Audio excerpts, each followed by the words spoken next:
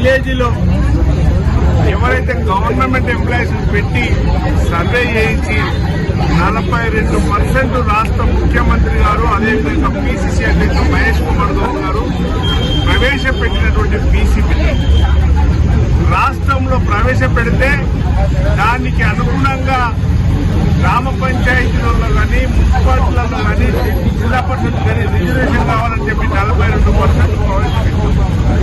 42% ఏదైతే ప్రవేశపెట్టినామో ఆ బిల్లును తుంగల తొక్కాలని కేంద్ర ప్రభుత్వం రూల్ 9 షెడ్యూల్లో ఇవ్వాలని చెప్పి డిమాండ్ చేస్తూ మేమేదైతే ప్రవేశపెట్టినామో దానికి మద్దతుగా ఈరోజు బీసీ సంఘాలు రాష్ట్రంలో తెలంగాణ రాష్ట్రంలో ఉన్నటువంటి బీసీ సంఘాలన్నీ కూడా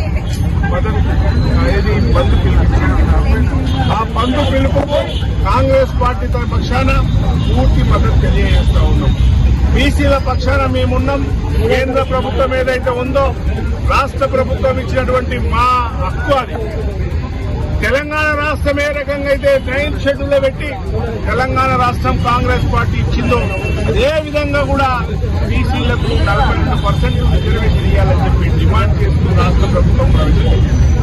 మరి దానికి అనుగుణంగా మేము భారతీయ జనతా పార్టీని కానీ బీఆర్ఎస్ కానీ మిగతా పార్టీలందరూ కూడా కోరుతా ఉన్నాం, డిమాండ్ చేస్తా ఉన్నాం. దేశంలో ఉన్నటువంటి పక్కకున్నటువంటి తమిళనాడులో 67% ఇస్తే తప్పు లేదు, కానీ మా రాష్ట్రంలో ఎందుకు ఇయ్యరని చెప్పి నిలదీస్తా ఉన్నాం. దానికి ఎందుకు మద్దతు చెప్పరో భారతీయ జనతా పార్టీ చెప్పాల్సిన అవసరం ఉందని చెప్పి చెప్తా ఉన్నాం. బీసీ సంఘాలన్నీ కూడా యుద్ధం చేస్తూ మొన్ననే రాష్ట్ర ప్రభుత్వం కూడా ప్రవేశపెట్టినటువంటి ఏదైతే బిల్లునుందో కేంద్ర ప్రభుత్వము మేము తప్పు చేసినాము, ఏదైతే కాంగ్రెస్ పార్టీ కరెక్ట్ ఇవ్వట్లేదు కనుక మేమిస్తా అంటున్నారు చెప్తా ఉన్నది. మేమంటున్నాం మీకు మైనార్టీలు దూరం ఉండొచ్చు, మీరు ఏం చేస్తున్నారు చేయమని చెప్పి డిమాండ్ చేస్తా ఉన్నాం. కానీ పేద ప్రజలకు మాత్రం 42% రిజర్వేషన్ కావాలని చెప్పి డిమాండ్ చేస్తా ఉన్నాం. రాష్ట్రంలో ఎన్నికలు జరిగితే భారతీయ జనతా పార్టీకి 8 మంది ఎంపీలు ఇచ్చింది. రాష్ట్రంలో 2 మంత్రులు ఉన్నారు. మరి మీరు ఏం చేస్తున్నారో చెప్పవలసిందిగా కూడా మేము డిమాండ్ చేస్తా ఉన్నాం. మీరు మన రాష్ట్రానికి ప్రజలందరూ కూడా భారతీయ జనతా పార్టీకి పట్టం బట్టి 8 పార్లమెంటు సీట్లు గెలిపిస్తే మీరు ఒక్కరోజు కూడా ప్రధానమంత్రితో అపాయింట్మెంట్ తీసుకోమని చెప్పినాం. ఎందుకు తీసుకోవట్లేదో చెప్పాల్సిన బాధ్యత మీకుంది. లేదు కాంగ్రెస్ పార్టీకే పేరు వస్తుందని మీరు అనుకుంటే, రేవంత్ రెడ్డి గారికో మహేష్ గౌడ్ గారికో పేరు వస్తుందని మీరు అనుకుంటే మీరు ప్రవేశపెట్టి మీరు చేయండి. ఎన్ని రోజుల్లో చేస్తాం చెప్పమని చెప్పి కూడా డిమాండ్ చేస్తాం. కావాల్సింది ఇక్కడ పేద ప్రజలకు 76 సంవత్సరాలు ఇది స్వతంత్రం వచ్చి మరి 76 సంవత్సరాల నుంచి కూడా రిజర్వేషన్ లేక చాలా రకంగా కూడా మా ప్రజలందరూ కూడా ఇబ్బంది పడతా ఉన్నారు. కాంగ్రెస్ పార్టీ ఎన్నికలలో మేనిఫెస్టోలో పెట్టింది ఆనాడు తెలంగాణ రాష్ట్రం ఇస్తామని చెప్పి పెట్టినట్టే తెలంగాణ రాష్ట్రం ఇచ్చిన మాట ప్రకారంగా 10 సంవత్సరాల్లో తెలంగాణ రాష్ట్రం ఇచ్చినాం. మరి మీరు మొన్న చెప్పిండ్రు, మీ ప్రధానమంత్రి చెప్పిండు, మీరందరూ కూడా ప్రధానమంత్రి దగ్గరికి అపాయింట్మెంట్ తీసుకోండి, తెలంగాణ ప్రజలను తీసుకెళ్లి బీసీ రిజర్వేషన్ ఇప్పించాల్సిందిగా మేమందరం కూడా పేద ప్రజల పక్షాన బీసీ సంఘాల పక్షాన డిమాండ్ చేస్తా ఉన్నాం. రాబోయే రోజులలో మీరు కనుక 2 సంవత్సరాలు అయితే ఉంది, మళ్లీ జమిలీ ఎలక్షన్లు పెడతాం, ఆ ఎలక్షన్లు పెడతామని చెప్పి రాబోయే రోజులలో మీరు కనుక ఈ బీసీ ఉద్యమాన్ని 42% కనుక రిజర్వేషన్ ఇవ్వకపోతే ప్రజలు మీకు బుద్ధి చెప్పే రోజులు వస్తాయి.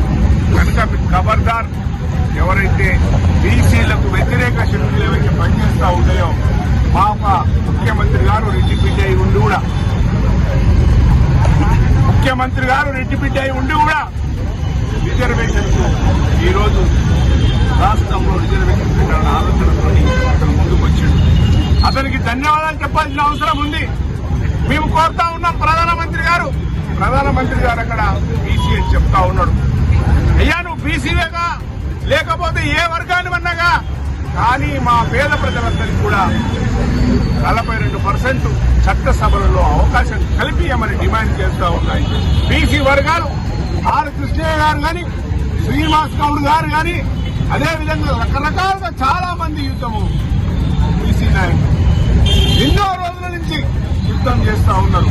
ఓన్లీ వాళ్ళు దేశంలో ఉన్నటువంటి బీసీల కోసమే మాట్లాడుతూ ఉన్నారు. మీకు కన్ను కారు రావట్లేదా అని చెప్పి అడుగుతా ఉన్నాం. మేము ఒకటే కోరుతా ఉన్నాం, ఈ రోజు భారతీయ జనతా పార్టీని కానీ టీఆర్ఎస్ కానీ మిగతా రాజకీయ పార్టీలు అయితే కూడా మీతోని మాకు మీ దాంట్లో ఉన్న కూడా బీసీలు ఉన్నారు. అందరు కలిసి రండి, కలిసి సాధించుకుందాం.